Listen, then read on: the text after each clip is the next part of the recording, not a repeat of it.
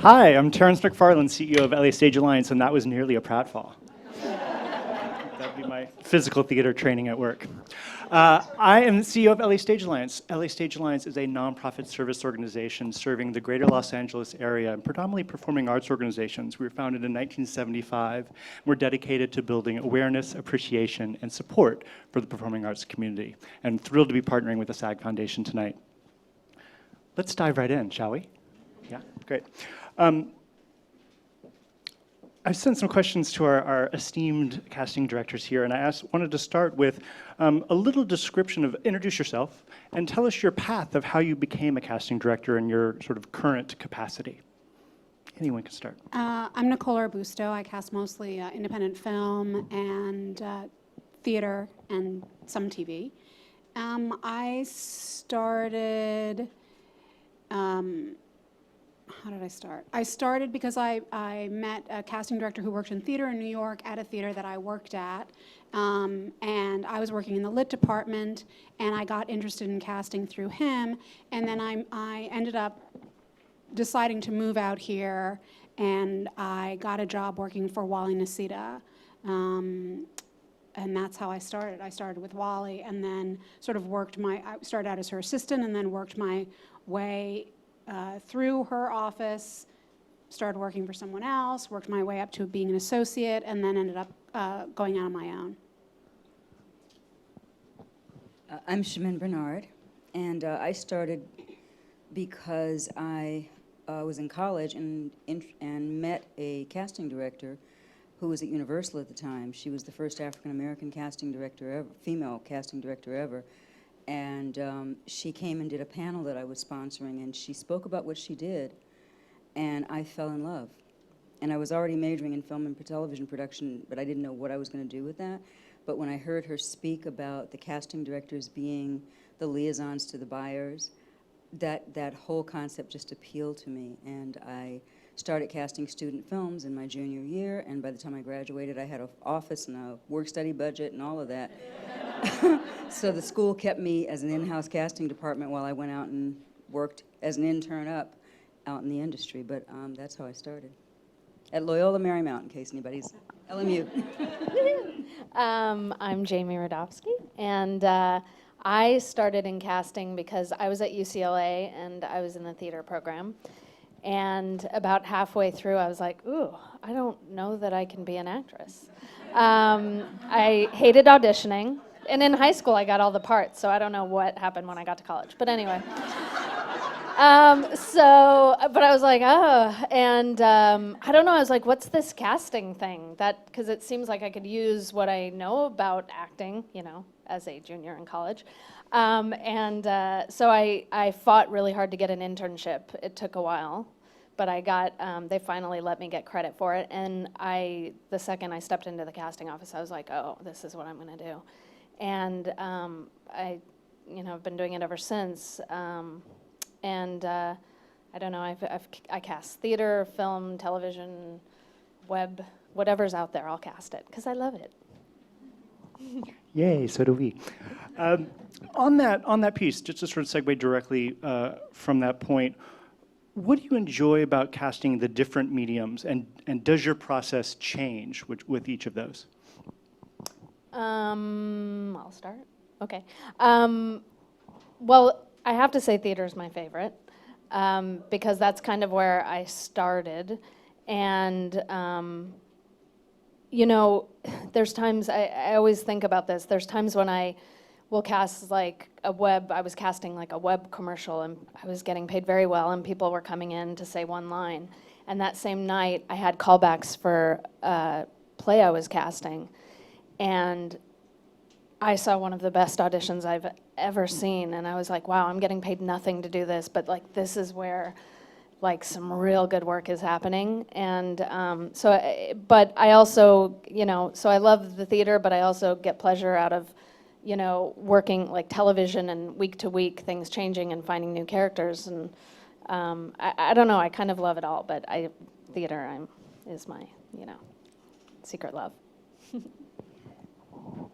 That's a tough one. I love casting. I just love my job. And I think I love theater for the same reasons. I just cast a play, so I'm still kind of vibrating from that. Seeing some extraordinary performances, and I work with a director who is also one of my best friends, and she's masterful with actors, and just to watch her in the room is just a joy for me. And so, yeah, it doesn't pay anything, a fraction of what I would make in film and television, but I just love it so much. I do love film, secondly, because I love the tapestry. I love putting that tapestry of the director's vision. I love walking that in the door and having it match, or having them bringing in an idea that they didn't even think about. Although with studio pictures, we don't really have that luxury, you know, because it's so much of casting names. But when it's independent film, you know, some of my best and most exciting experiences have been in film. And then I like television because you got to get it done that week. They can't bring in 50 people because they got to figure it out and choose somebody. That works for me. They're also different. I mean, I think sometimes it's more about either the director or the material. You can have just a really interesting collaborative experience sometimes on film, working on a film that's really satisfying because you're really part of the process.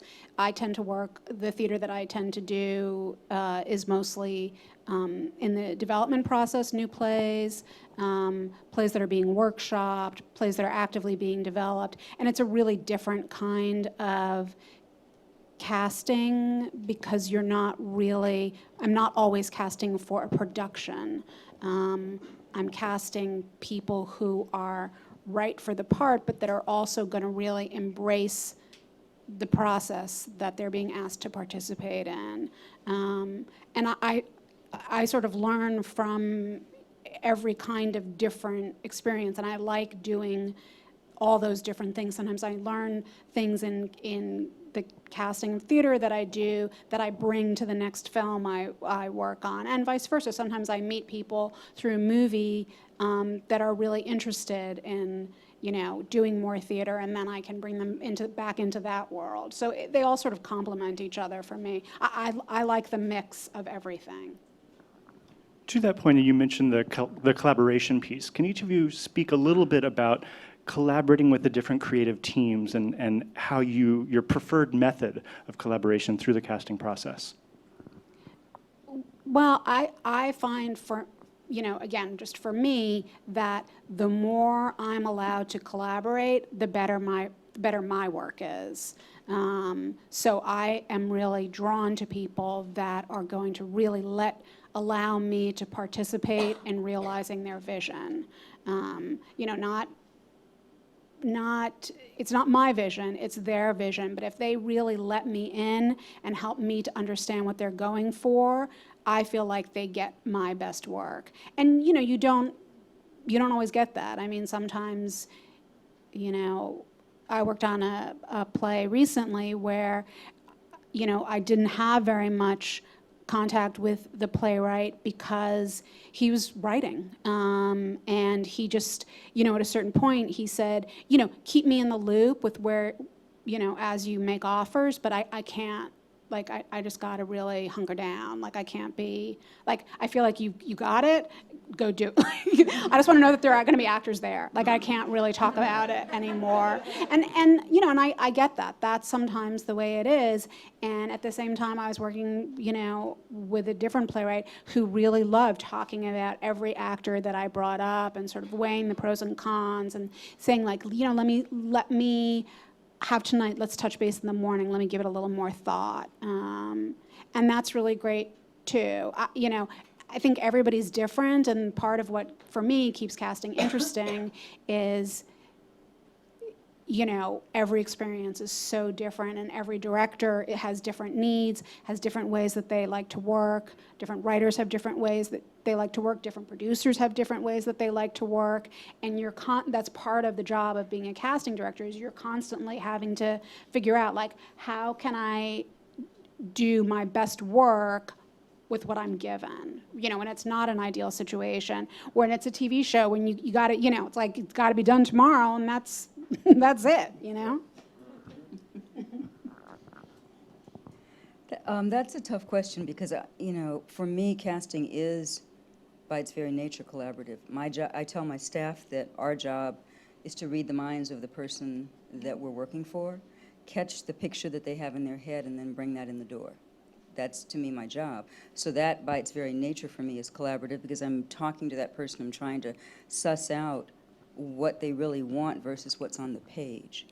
And sometimes it's not the same thing. Sometimes that first session, you walk in what they said they wanted, and it's not what they want at all. And the words don't work, and the jokes don't work, and it's, it's kind of a free fall. But my job is to catch all of that and help direct it into some kind of form so that at the end of the day, they have the product that they wanted. And that, to me, is my collaboration. I don't work on things from that development side, so I don't really have that experience. But the people that I love working with the most are people who will come to me and say, okay, this is what I'm thinking, but what do you think? Who do you have in mind? What do you see in this role? And that's what this director I just worked with does. In fact, she gets very upset if I'm not available to do that because she loves that brainstorming process. And then from that, I actually walked people in the room that she'd never seen. And she's very much a theater director, but she was stunned because there were actors that she got to meet and whose work was so powerful, and she's adding to her repertoire now, Yeah, I mean, a combination of what they said.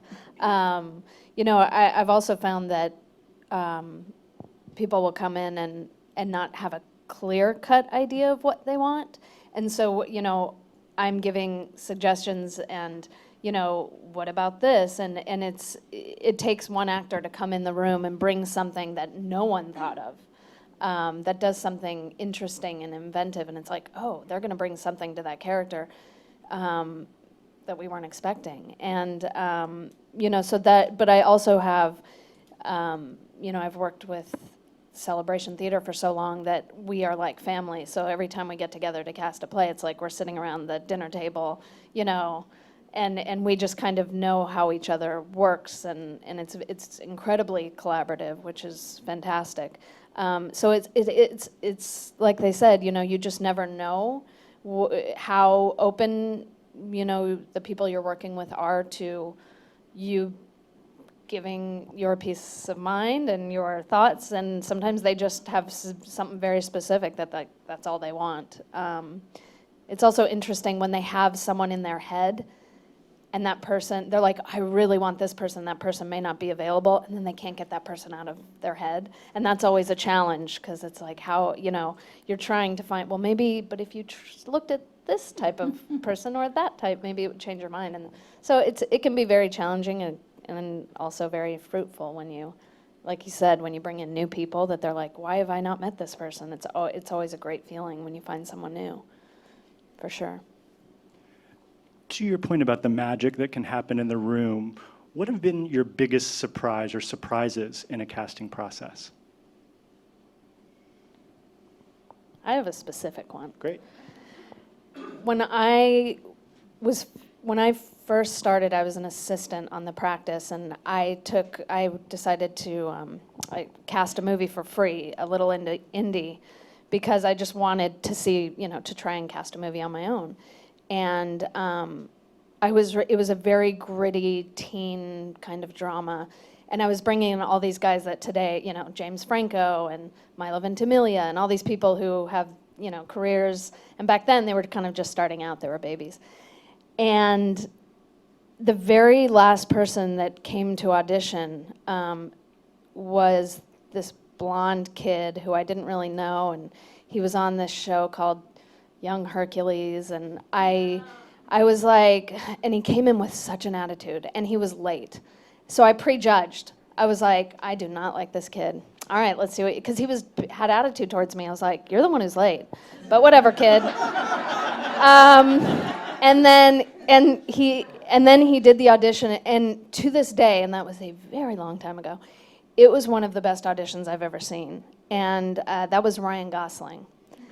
And come to find out, he has a process. So he was in character when he came in, and I was like, oh, okay, now I get it. And the funny thing is, we all went crazy for him, and he signed a letter of intent, and we never got our financing, and it was so sad because, I know, Ryan Gosling. Anyway, A moment of that was one silence, please, for Ryan Gosling. Would that he were he had a career. Oh, well. Yeah. Which is, this is always a funny thing to me when people say, well, you discovered so-and-so. I never think we discover people. They're going to be found no matter what. You know, people with talent like that, when they walk in a room and they have what you said, like that it factor, or Ryan Gosling was going to, you know, he was going to be found the next day on something else.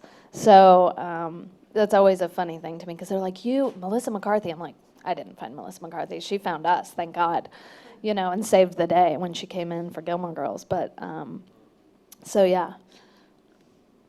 So surprises. We're going to come back to that X Factor bit in a little bit. The surprise for me was I was working on a pilot that was absolutely my joy, and it was just one of the best pieces I'd ever worked on.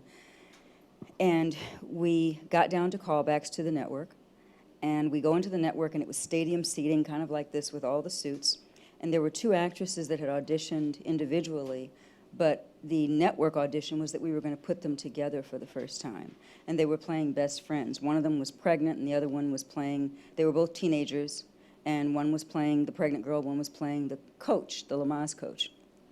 So they came in and they did the audition, and all of us were so moved by the total commitment that they both made, and they had just met in the lobby like 5 minutes before, but they went there, and they did this scene where by the end of it, I really thought this girl was pregnant and having a baby right there on the floor of the network. And they both were crying by the time they finished, and what they didn't realize was so were we, including the suits. And so they ran out the door and ran into the women's bathroom, and I turned around and looked at my people, and they were like, go get them. What? And I ran into the bathroom, and one of them, the pregnant one, was sobbing, saying, I'm so sorry, I messed up, I didn't mean to embarrass you, what must you think? And I went, you got the job, shut up and come in here. That was Tisha Campbell, and her co-person was Jada Pinkett in her first role. And it was before a different world. I do take credit for discovering Jada. I most certainly do. Because I fought for her. I really did. My director and everyone, they didn't know this little girl from Baltimore, and I was like, no, she can do it. And she did. It was it's one of those pilots that I did that never got aired, you know what I mean? But it got me more work over the next year and a half, because everybody in town saw it. It was extraordinary. That's awesome. You know, I can't really think of one example, but, you know, I do find that I cast a movie called Terry that had a lot of young people in it, and I think for that I was just really, the material was really challenging, and I just was so surprised by the sort of the bravery and the sophistication of the young people that we saw in dealing with really difficult, where we in the room, you know, me and the director sometimes would be really nervous and anxious, or just how are we going to do this? And it was really the kids that sort of let us know that they were really excited by the challenges and really were, and look, there were a ton of kids that passed, I mean, just a ton. But the kids that came in were so excited to be given something that really dealt with things that were important to them. Even though it was dark, even though there was sexual content, it was so real to them, and things that they wanted to explore through their acting.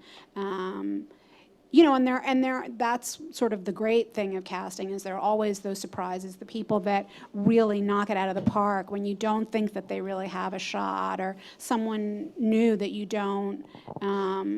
At Hunter Parish do a reading of a play for me that was really dark a couple of years ago, and you know, I didn't really know if he was going to be comfortable going there, and it was just great to see him transform. So there are always those, you know, you're always hoping for those surprises, I think.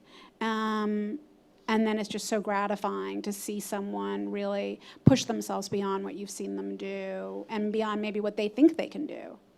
Can I just, amazing casting on that movie. I loved that movie and all the kids. Okay, sorry, I just had to get that in. So the other side of the coin, what has been your biggest disappointment in a casting process? Well, I think there are always people, I mean, I think the thing that's hard about casting sometimes is it's not my movie, it's not my play, it's not my TV show. It's somebody else's. And you're really trying to realize their vision. And sometimes, it's not the movie that you want them to make. I mean, it just, sometimes you really, feel like, wow, I just think that that other actor was so much more interesting and will give you a better performance and has more to show than this other person. I think it's sometimes, it's challenging. I won't say it's disappointing. It's challenging when you're working with people who are, scared to really push themselves outside of to really take a chance. I mean, people, a lot of times I think in when you're working with directors, you hear like, well, I want to know that this person, I want to see them do it. And I always say, well, then you're never going to be happy, because what happens in an audition room is different than what happens on set. What happens when you're reading with me is definitely going to be different than when you're reading with an actor. It's always a leap of faith. There's no knowing. It's you got to jump. You got to jump not knowing what's going to happen. And if you can't do that, then I don't know. And I always believe it sort of works out the way it's supposed to work out. And there's a lot of bumps and disappointment along the way, but when I'm disappointed is when I feel like someone hasn't really taken a risk, I guess. Before moving on to the two of you, I want to just kind of double click on that. Knowing that it's a room full of actors, wanting to know how to facilitate the team making that jump on them. Are there things that they can do or think about or in their approach that can enable the creative team to make a leap above and beyond what they see in the room? Does that make sense? It does. I mean, I think the thing that's hard for actors is you just have to walk in, be as authentic as you can, do your best work, walk out the door feeling good. I mean, my advice to young actors is, instead of going into an audition thinking, how can I get this job? Just think, here's somebody who is sitting there waiting for me to come and do my work. And then come in, do your best work, and walk out the door knowing you've done your best work. And that's all you can do. Great. Back to disappointments or challenges, perhaps. Well, I just want to add to what Nicole just said. I have a mantra. If actors have ever met me, they know I say this. It's either your job or it's not. And if it is your job, you cannot lose it. I've seen people do the worst audition in the world in that room. And they walk out and I'm going, oh, well. And they end up booking the job because there was something the director saw or the producer saw that made them bring that person back or be willing to work with them. And that's an intangible. And if it's not your job, you cannot make us hire you. I have seen actors come in and do the most stellar reading in the world, nail every beat, nuanced performance in the room like they already had the job, and they walked out the room, and my producer, and this is a true story, said, great work, really great actress, exactly what we need for this role, but I can't hire her, she looks just like my ex-wife, who's next? Yeah, oh yeah. And he was serious. Oh yeah. And she did not get to come in on that show ever because he wasn't having it. It had nothing to do with her work, so that, to me, everything's always working for the highest good, and I really believe that when you come in the room, you get a chance to plant a seed. That's really what you're doing. You're seeding the room. And what you may not realize is that many times, we might have just gotten a call and gotten yelled at by our producer or director or the network or the studio, and we're having a moment. You walk in and you do your work, and even if you're not right, you lighten us. You give us a gift. And that raises it elevates the room in a way that you can't even imagine. You walk out and we're kind of like, oh, okay, that's why I do this, you know? And it has nothing to do with you getting the part. So it's either your job or it's not. Don't try to manipulate the process. Just be authentic, be fully present, be prepared, be committed to whatever choice you've made, be fluid so that if we adjust you, you can do it. And beyond that, seed the room. Yeah. We remember you. I'd like to get on to that train as well, because the thing I always say, you know, and this is kind of what we've been saying, is when you come into the room, you need to book the room. You don't need to book the job. I mean, yes, we'd all love to book the job, but if you can come in and make an impression on us, and boy, they're just not quite right for this part, but they've planted the seed that, oh, they can be right for several other things that I have coming down the pike. And again, it's, you know, every audition is a job interview. And you may not be right for that position, but hopefully there'll be more positions opening up in that office or that environment, and you just hope that, you know, they're going to remember you for that other job. So that's, and again, it's all about being prepared. I mean, if you had a job interview, I don't think, you know, outside of acting, you probably would go in as prepared as you could be, hopefully, because you want the job. So that's the way it should be for every audition. And unfortunately, yeah, life gets in the way. You can't be on your game every single audition. What you can do is do the best you can to be prepared and confident when you walk in that room, so that we see you and go, wow, well, this is a confident actor, and they seem a bit off today, but I see that there's something there, you know? Having heard words like confidence and fluid and authentic, I want to circle back to something you had said, Jami, about the X factor, or that it factor. When you say that, each of you, if you do, or whatever your terminology is around that topic, what are the qualities, what are the attributes that you're describing, and are there ways to cultivate those? Well, for me, I mean, I'll give the example of Melissa McCarthy when we were auditioning for Gilmore Girls, and, you know, we read probably 150 women for the part, and some great actresses, funny, you know, lovely actresses. They were all good. And then Melissa McCarthy came in the room, and she is just comedy gold. She just is. And I think some people, you know, she opens her mouth or makes a little face and you just laugh. And you know, sometimes I don't know, you know, I hate to say this, some people just have that and others don't. But I will say one thing that I respond to and that always sets people apart from everyone else is actors who come in and have really thought about the piece and make strong choices that are, I mean, not to the point where it's totally outside the box, but making strong choices that I'm like, oh, they thought about that. Like, no one else did that. And, you know, so many people come in and do exactly what's written on the page, and they can be solid and good, but then that one person comes in and does something else that you're like, whoa. And, you know, immediately you kind of, you've been watching this, especially pilot auditions, you see the same thing. And then someone comes in and does something, and all of a sudden you wake up and you're like, whoa. And it just takes that one person, really, you know, and that's what you sit through a ton of pre-reads for, and you might meet great people, but then that one person walks in the door, and it's a feeling, it's hard to, sometimes it's intangible, but it's a feeling that the whole room goes, you can feel like everyone's energy go up and go, oh, ooh. I think part of it is just an authenticity of who, you know, of whoever you are, and bringing whatever you have to offer to a part, so that you're not,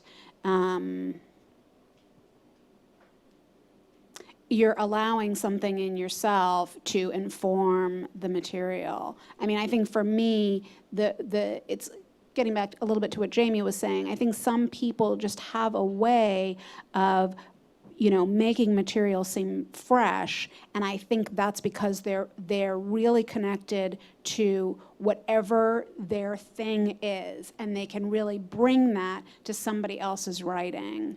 And sometimes those auditions are really great and magical. And sometimes you feel like the person's not right for the part because they can't, they're just not what you're looking for whatever reason, but they've allowed you to kind of see something about them. And I think those are often the people that you remember. And I've had actors say to me later, God, I thought I was so wrong for that part and I didn't get it, but then you brought me in for this other thing. And it's because, you see something in them that they've allowed to be seen. And when I think of Melissa McCarthy, the thing I think about her is she's incredibly authentic to who she is and really truthful as a performer. Ditto?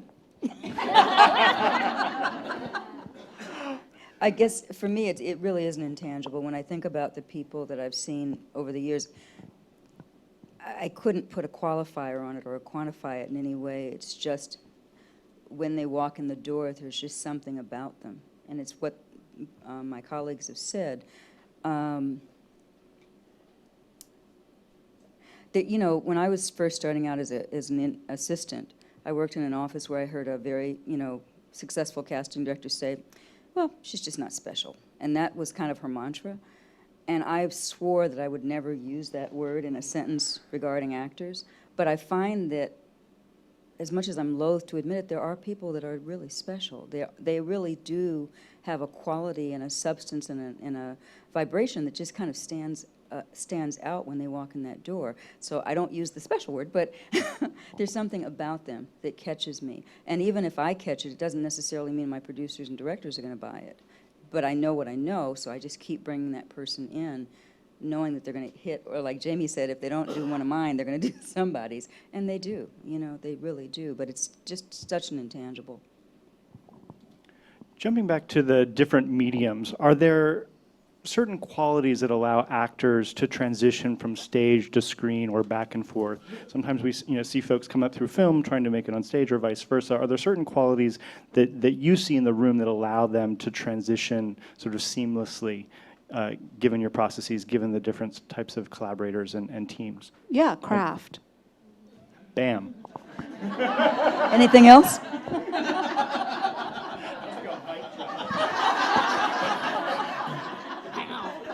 Moving on. No, are there? I'll elaborate. Thank you. Sorry. The moderator says thank you. I think different. Not everything requires something different. I think TV is deceptively demanding. You almost have to be. The work has to be invisible in a lot of ways because there's not much, especially if you're working on like a half-hour show, there's no support. It's like you get the pages, you do it, that's it. There's no conversation about motivation and, the inner life of the waiter. That's not happening. So, and I've seen people lose jobs because the producer felt like, okay, that person, no, I'm not, I can't have a conversation like that every day. So, note to self, did you hear that? but to transition from film to theater, I think it's just you have to have the kind of craft and the kind of skill set that you understand the demands of each. You understand how to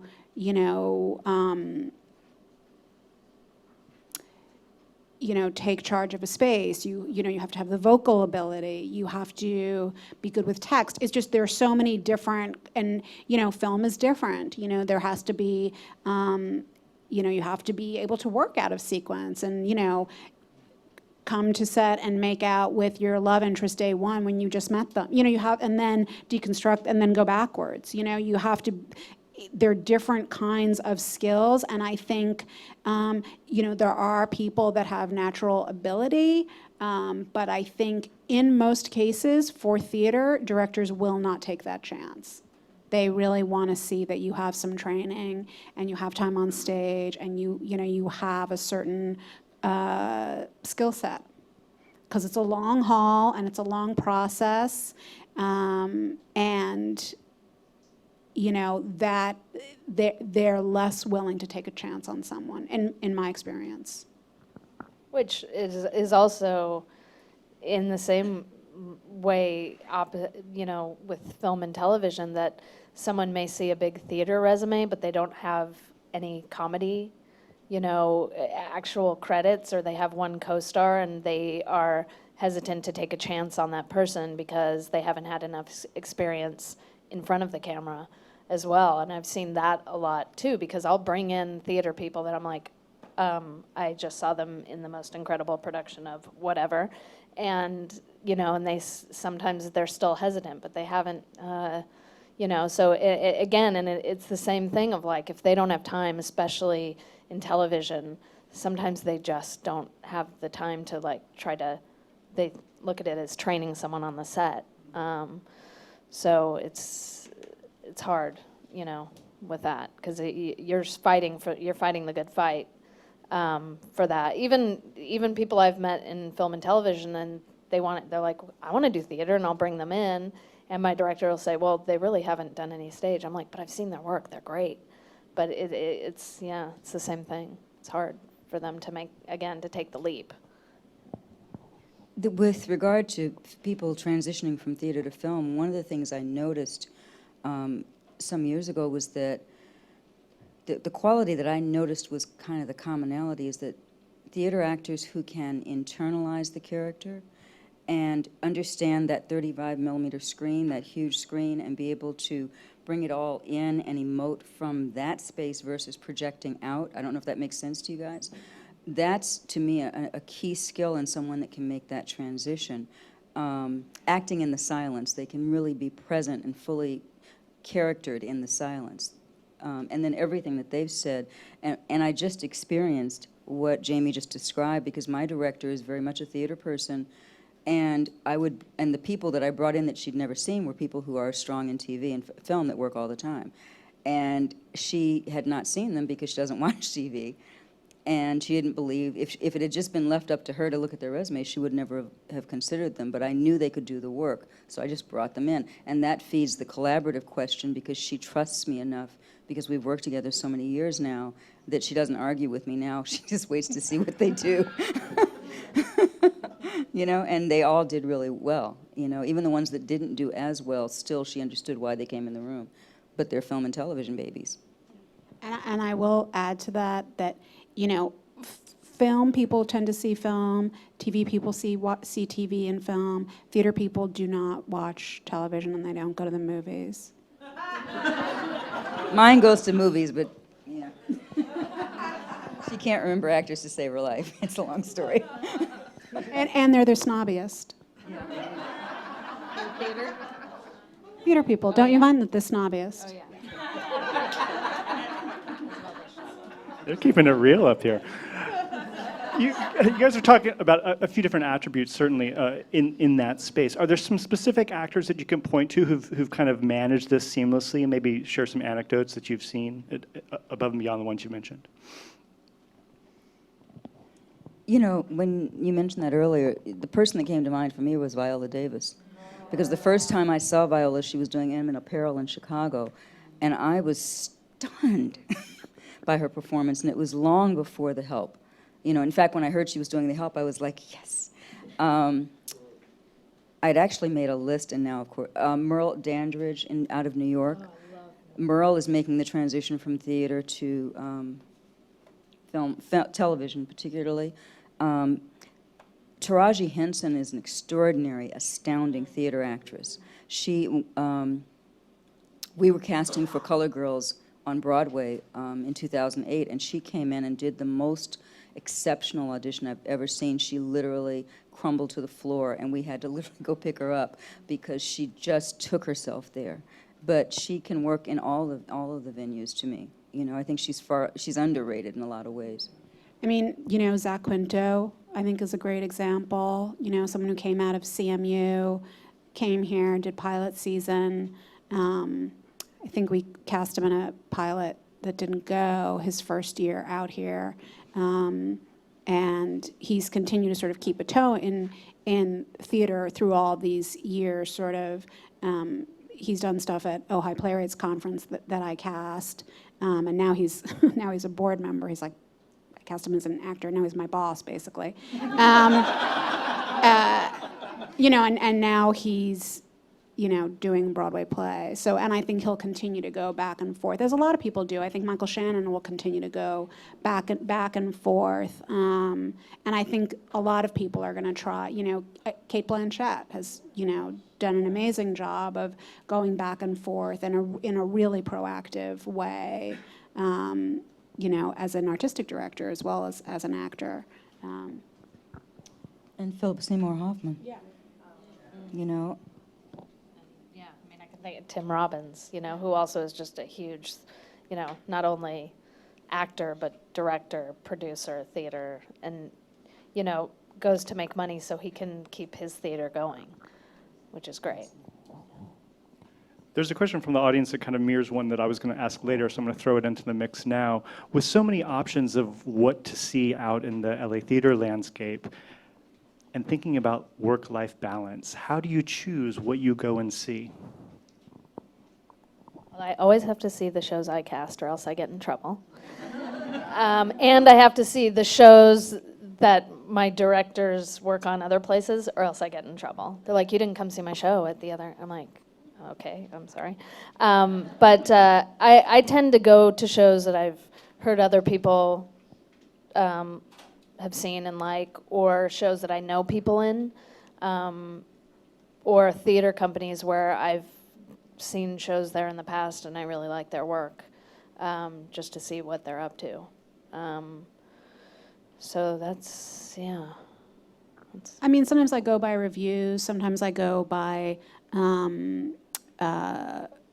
theater companies that I like, places that I know of that have done good work in the past. Sometimes if I see something that looks interesting and I don't know anybody in it, I'll go because I don't know anybody in it. You know, or if it's a new company or a new writer, and I'm, you know, driven by reviews like anybody else, or by word of mouth. If people say, I saw this amazing thing, you've got to see it, you know, I'll get out there and do it. And sometimes I just sort of take a flyer on something, you know, just like, you know, people send me postcards or something, just sort of, there's something about the piece that seems interesting to me, I'll go and check it out. I see plays that my person has directed, or I get in trouble. I see plays that actors I love are in, or actors that I want to know more about, that I've seen maybe in another venue. You know, if I've seen them in film and television and see that they're doing a play, I'm always interested in that crossover. I'm fascinated by the whole crossover thing. And I occasionally will be guided by reviews. And actually, in all honesty, I'm not. My husband is. He reads the calendar.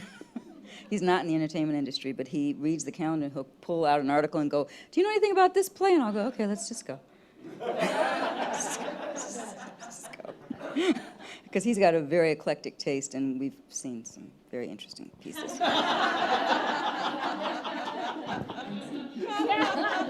Would you care to elaborate on that at all?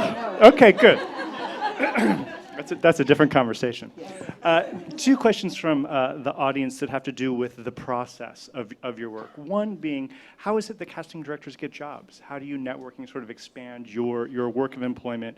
And then internally, how do you keep track of all of the actors? What's the process both in your head and digitally and all of that? We get jobs the same way you guys do, actually. We get jobs because somebody's seen our work, somebody has heard about our work, somebody knows a producer or director or someone that has worked with us, and that person recommends us. Did I miss anything? Or we're on a list. Yeah. Or you're struggling to get on that list. Well, some of us are off the list now, but I'm not bitter. Yeah, and then we go and audition, just like you do, you know. We go and audition, you know. And yeah, I remember when I was an associate right before I got Gilmore Girls, and I partnered with this fantastic woman, Mara Casey, and we barely knew each other. We're like, should we just try and see if we can get our own show? And we went to interview for Gilmore Girls, and I hadn't gone out on interviews like that to like get a series. And we walked out of there and we went to lunch, and I'm like, is this how actors feel? Because I was a nervous wreck. I wanted to smoke a pack of cigarettes, and I don't smoke. And I was like, I really wanted that job. And I didn't realize how bad I wanted that job until after I left the room. So it's true. We go through the exact same thing that you go I have to keep reminding myself, just book the room. You don't have to book the job. And, I think we all have like different filing systems, and, I keep notes in my theater programs. I have, boxes of theater programs in my garage. I have a kind of a database on my computer. I keep my session sheets it's such a hodgepodge of, it should really all be centralized in some master system, but it isn't. But you just kind of keep track of people, and sometimes I lose track of people, and then they come sort of back into my life. But it's just notes and memory and your files, basically, right? Yeah. Are there external resources that you turn to? I use Breakdown a lot because there's a lot of stuff available to us on the casting side. And prior to some of the enhancements they did, I could scare Jami right now because I watched every episode of Gilmore Girls. Because as I told her, I am Lorelai, but that's another story.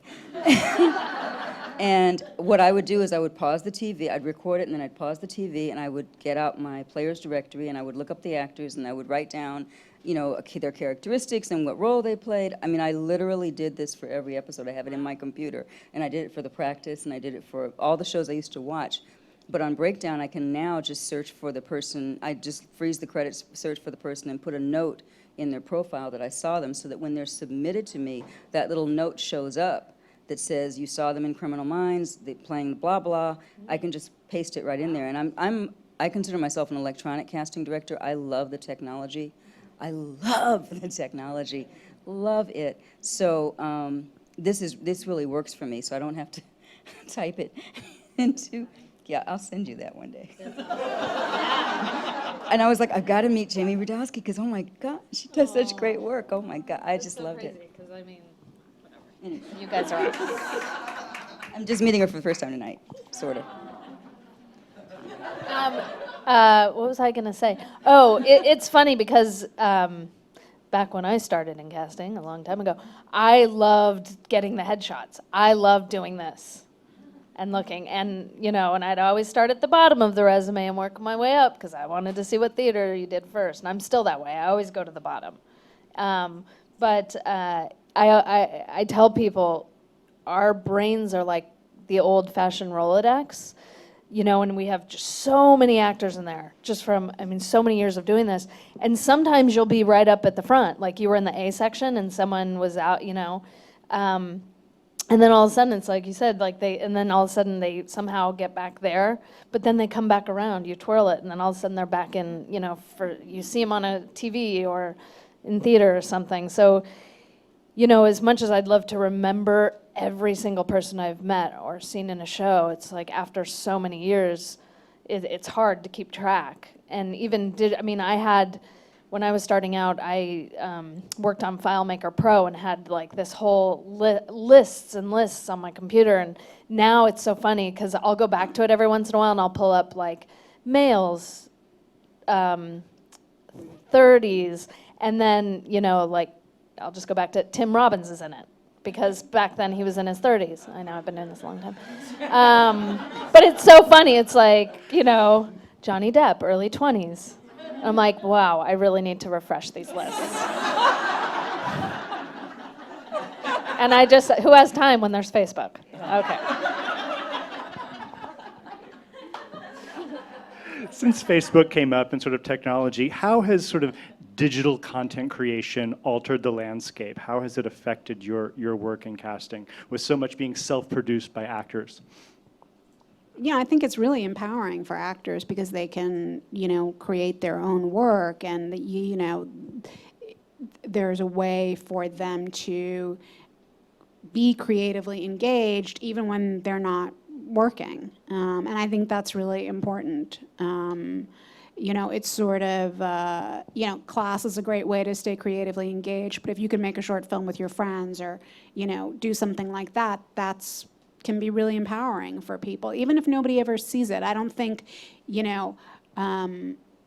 I think oftentimes people feel that if, 1,000 people don't see your work, that it doesn't count, but I think that there's a lot of worth in just remaining creatively engaged in your community, whatever it is, even if it doesn't have much of an audience. I confess I sometimes use Facebook to find actors that don't keep their information updated at SAG or on Breakdown. So I use it for that sometimes, to kind of not stalk people, but sometimes people just don't have their, they've got an active Facebook page, but they don't have a agency contact at SAG or an email address or a phone number or anything.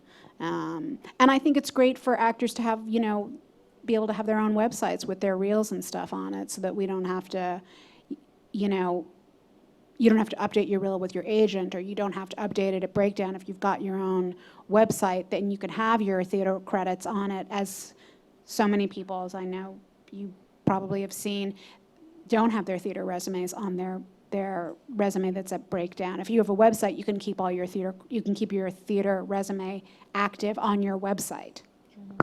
It's, interesting. I actually sometimes use Facebook to find the actors, even though I know who their agents and managers are, but sometimes I can't get through when I'm casting theater.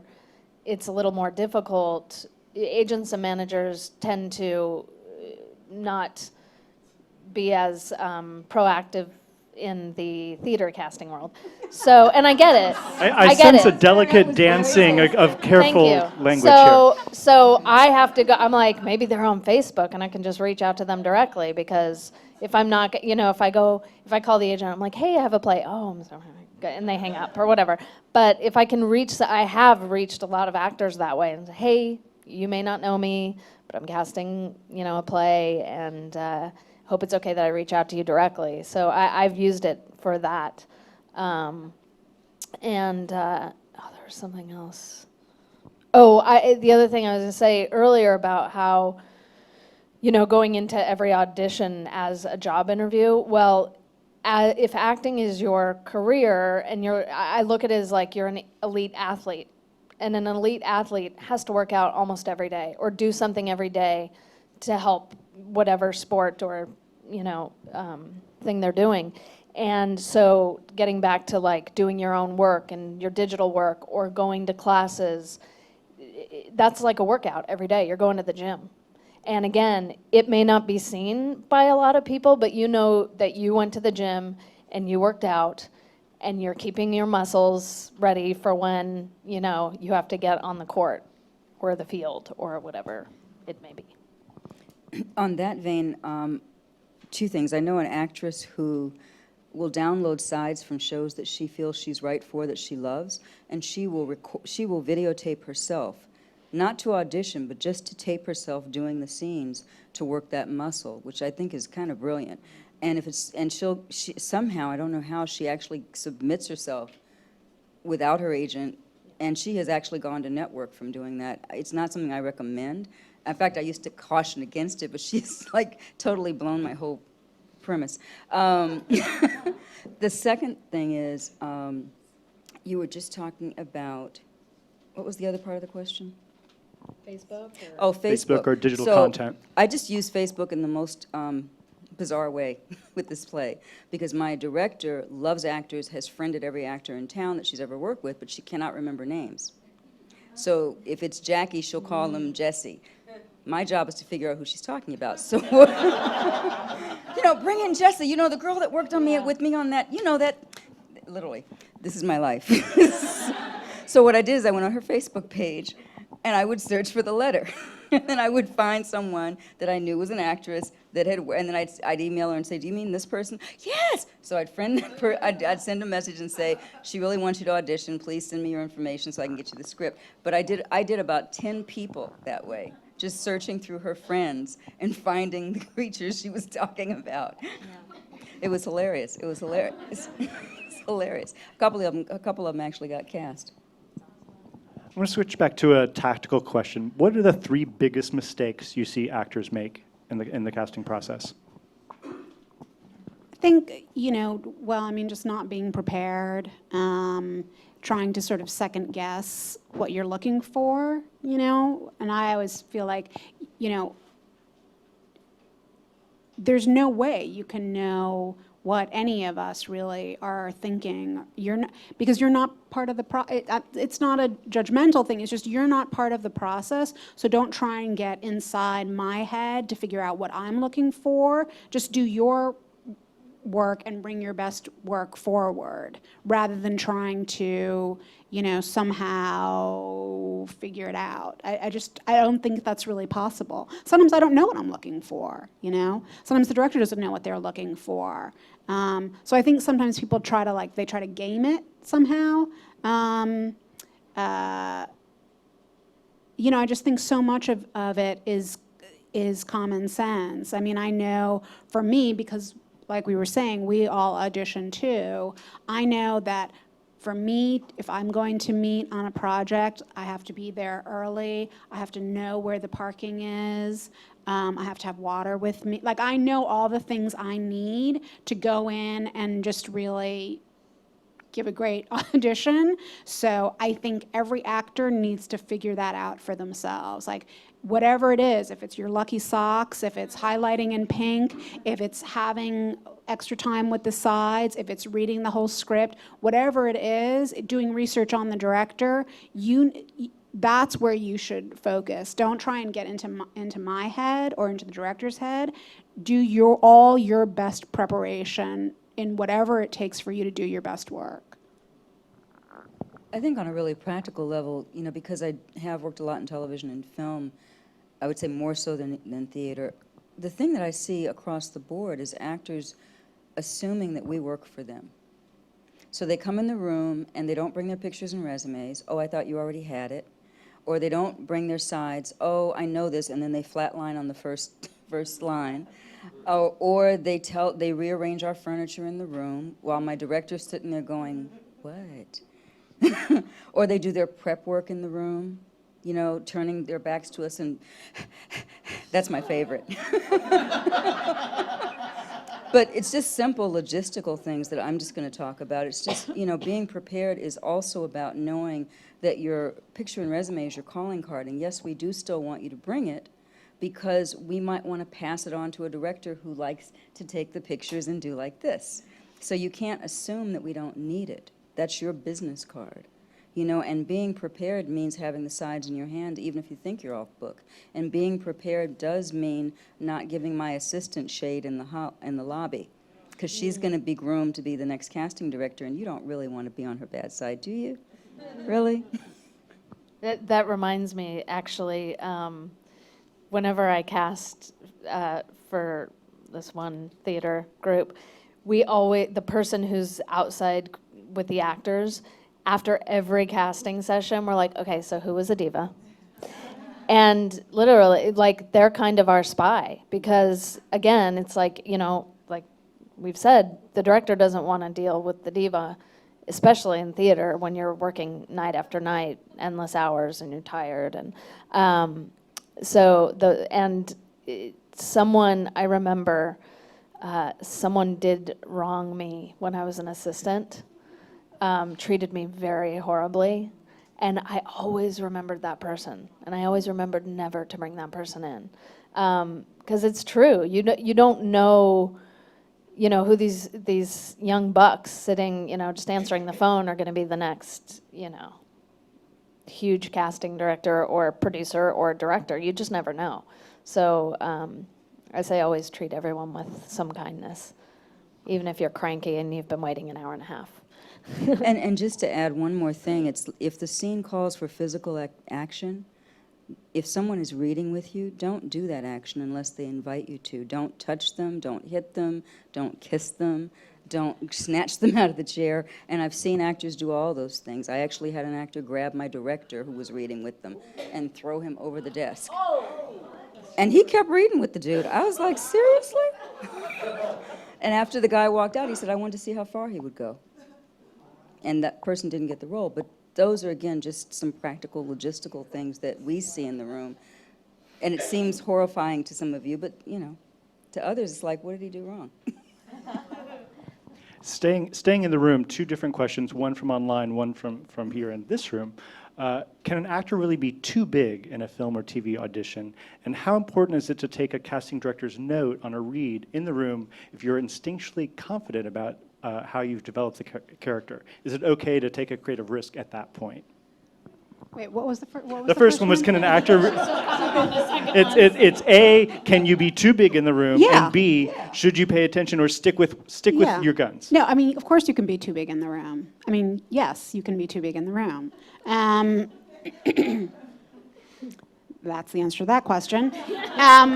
And, you know, I think that if you walk in and let's say I say, do you have any questions? And you say no, and I say, okay, one thing, if I could just tell you we've discovered is that, you know, XYZ, like this line is really important, or, you know, some note, and that blows your mind, you've got it prepared a whole different way. I think it's okay to say, you know what, I worked on this scene a certain way. Can I do it the way I've prepared, and then step out and take your note? I think it's okay to say that, as long as you're prepared for the person to say no. I mean, you know, I mean, there are sometimes reasons why it has to be done a certain way, and you know, it may not be a logical reason, it may not be a reason that appeals to you, it may not be a reason that you like, it may not be a reason that I like, but, you know, I'm there doing my job, and I think part of being an actor is you've got to be able to work on something, prepare it, commit to something, and then totally change it. That's part of the gig. And I've had, you know, people say to me, like, in the hallway, standing there with sides, go, you know what? I don't think I can do this. Like, I just have no idea. And I've said, that's cool, go, you know, take off, you know. I mean, it happens. Some people really work that way, and that's their process. And that's totally fine with me. But then you've got to be able to walk away, you know. I was just thinking of talking about, wait, what was the first question? Too big. Too big, yes. I've had on so many occasions, and this again is just like, as an actor, just think a little bit more. But if I'm casting maybe for television and we're casting a smaller part of the waiter or the nurse or things like that, what sometimes I think actors forget to realize is like, okay, well, who's the scene with? Like, say it was on Gilmore Girls and the scene's with, you know, Lauren Graham.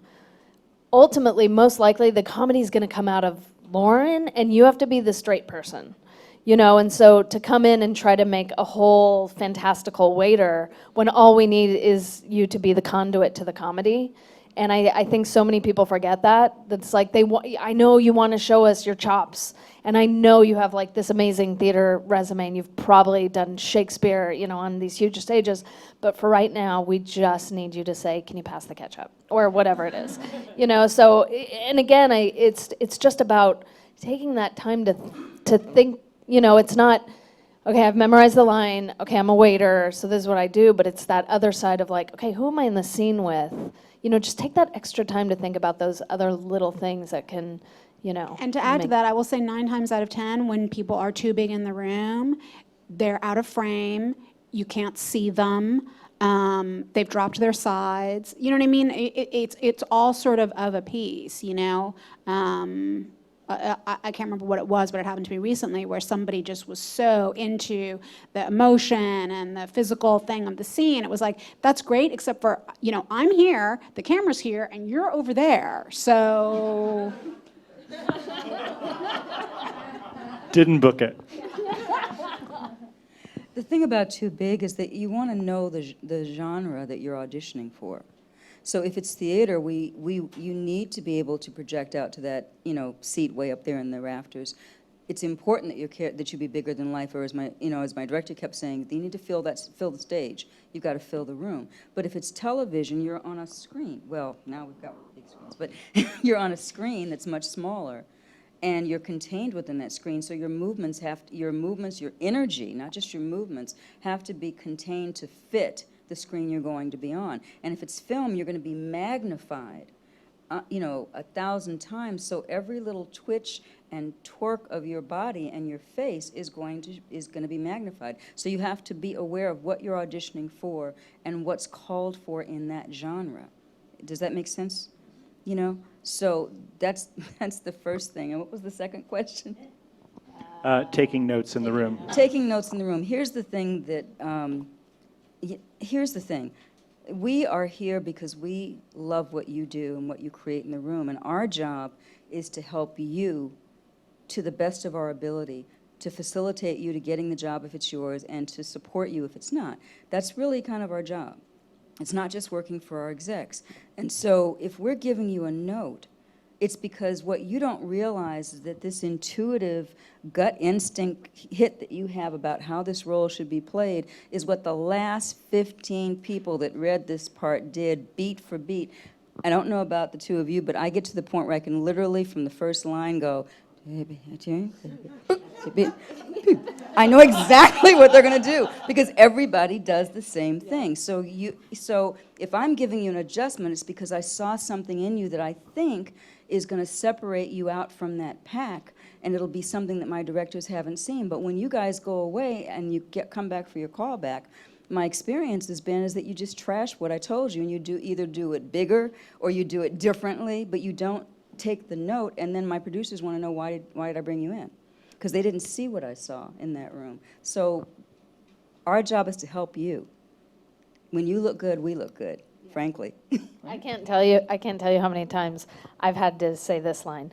I swear that's not what they did this morning. Girl. Right? I swear I gave them the note you told me to give them. Were so good. Because it makes us look bad. If they're trusting that I'm bringing in exactly, this is what we want, this is how we want it played, and whatever. And okay, I'm going to bring that in for you.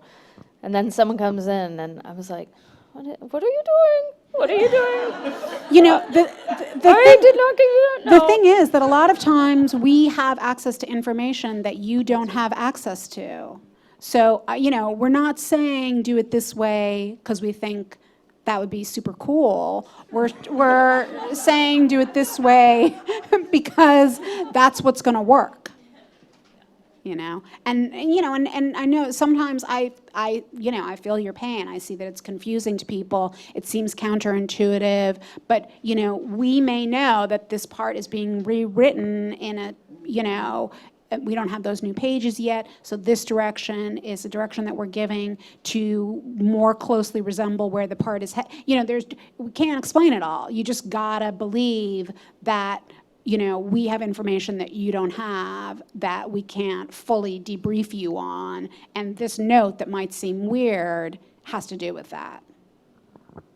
Jumping back to the tactical question from the audience, my agent doesn't get me theater auditions. I go to EPAs, this Persons in Actors Equity, and submits on Actors Access. What more can they be doing for theater auditions? You can always, if there's certain theaters that you like their work and you've seen stuff there, reach out. I mean, I get a lot of, my producers at the theater will say, hey, Jami, this, we should remember this person for down the line when we have other stuff. They may not have submitted on a project, or they may not, they may have seen that we have a breakdown going out, but they're not right for anything, but they like the shows we do. So I've gotten stuff that way. I use Backstage West. because ultimately we have to use any resource we can. Theater is, I always say, it's some of the hardest casting in Los Angeles, because unfortunately we don't have this support, like I kind of mentioned earlier, from a lot of agents and managers, you know, because ultimately none of us are making money. The agents aren't going to make money, their actors aren't going to make money, we're not making money. But you know, it's like I said, I use Facebook. Actors Access, Now Casting, Backstage West, and just finding the theaters that you like, and trying to find a way to get, you know, to contact. There's always a contact us, I think, you know, so that's one of my And suggestions. I think EPAs are a great resource for actors to get their work. You know, it's an opportunity to be seen. And I think that's a great resource. But it's hard because the agents aren't by and large that interested in theater. With the cast that I just did, we cast 11 roles, and of those 11, I put out a breakdown with Actors Access and to the agents. Of those 11 people, only 2 of them were submitted by their agents. The rest of them either were through Actors Access, or I found them on Facebook, or I knew them personally and reached out to them. And when they booked the job, the agents wanted to get involved and try to negotiate. I'm not the one. So I just made it real clear, these are the terms, but I'm just saying that it's, it's not a full equity production. It's, it would be, it's like a scale plus 10 kind of job, but it's a wonderful piece. And the point is, the agents couldn't be bothered. They could not be bothered. And it's a reputable director and a wonderful theater, and they could not be bothered. I'm going to stay in the theater tip. Is there a dream theater project that you've yet to cast? I kind of knew you were going to ask that question. And my response to that is, I don't think there's something specific I want to cast. I feel like I've been so fortunate that some amazing projects have come my way that I've just been so fortunate to cast, like The Color Purple, The Women of Brewster Place, working, we did All My Sons at the Matrix, but it was a multi-ethnic cast. And I was just thrilled that someone had the vision, that Joe Stern had the vision to go outside the box and continue to like push the envelope with, and that to me was like, I had an actor that I cast, he's Latino, and he said, he was so beside himself. He's like, I never thought, he's like, this is one of my favorite plays, and I never thought I'd be able to be in this show because of how it was written. And so to me, I just am thrilled that I get to keep casting theater, and whatever comes my way, I'm thrilled about. I mean, I do love Spring Awakening, but I don't know that I could. Yeah, isn't that awesome? I love casting musicals. Some of the best auditions I've ever seen in my entire life, because I just sit there and people sing and they're amazing, and I'm just like, it's like, and it was like also casting bunheads when people would dance. And it's like, that's kind of those specialties that, we don't get so much in film and TV. But literally like, some of those musicals that I've cast, I come out of there and my face hurts so much from just like, was that amazing? Anyway, I like talent. I love talented people. That was a long answer to a very short question.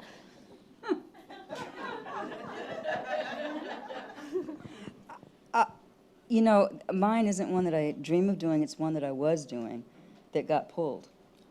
But we were casting for Color Girls with Shirley Dauphin directing on Broadway, and we had an extraordinary cast.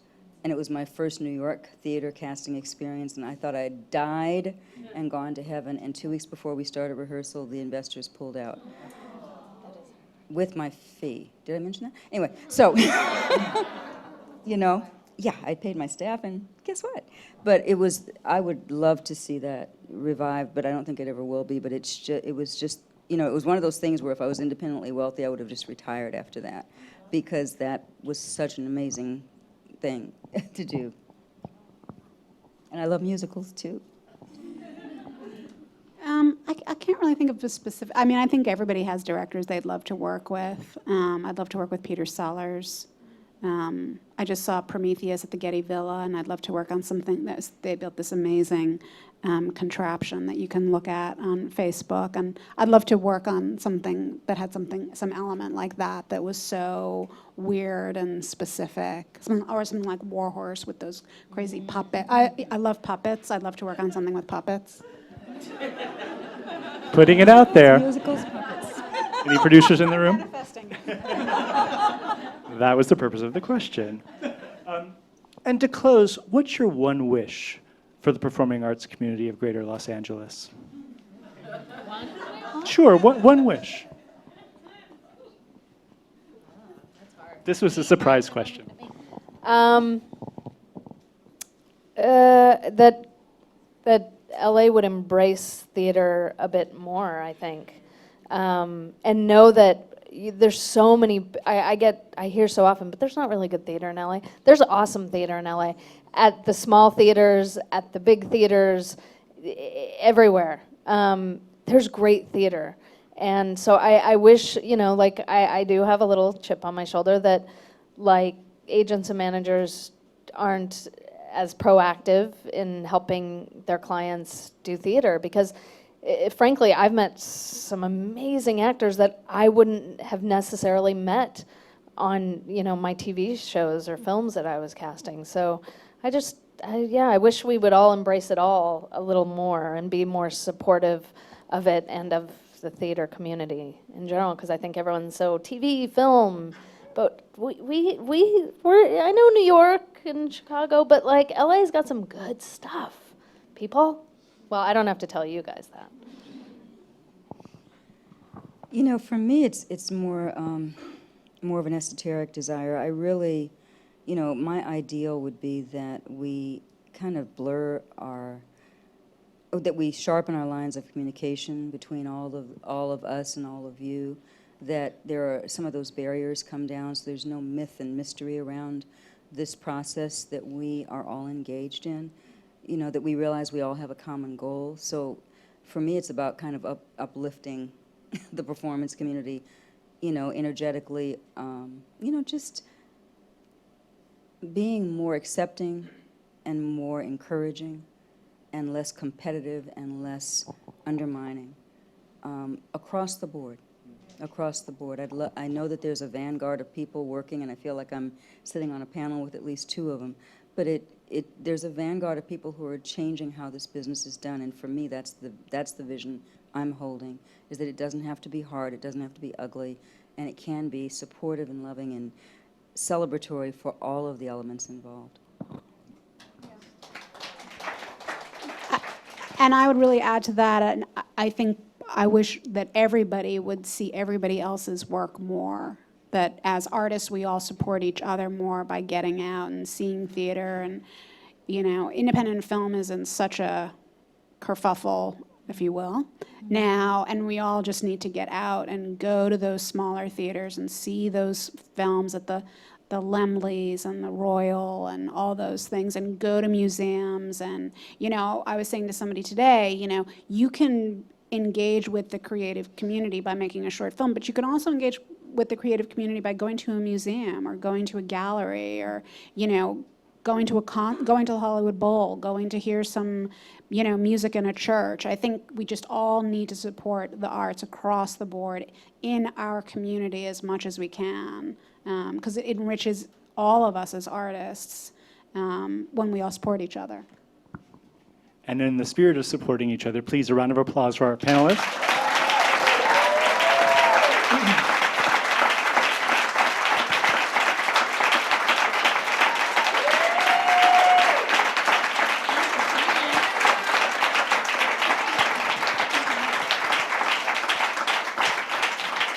This is the first of 3 panels that we're doing in partnership with the SAG Foundation, so please check out their website and see the other ones that are upcoming, and tell your friends or come yourselves.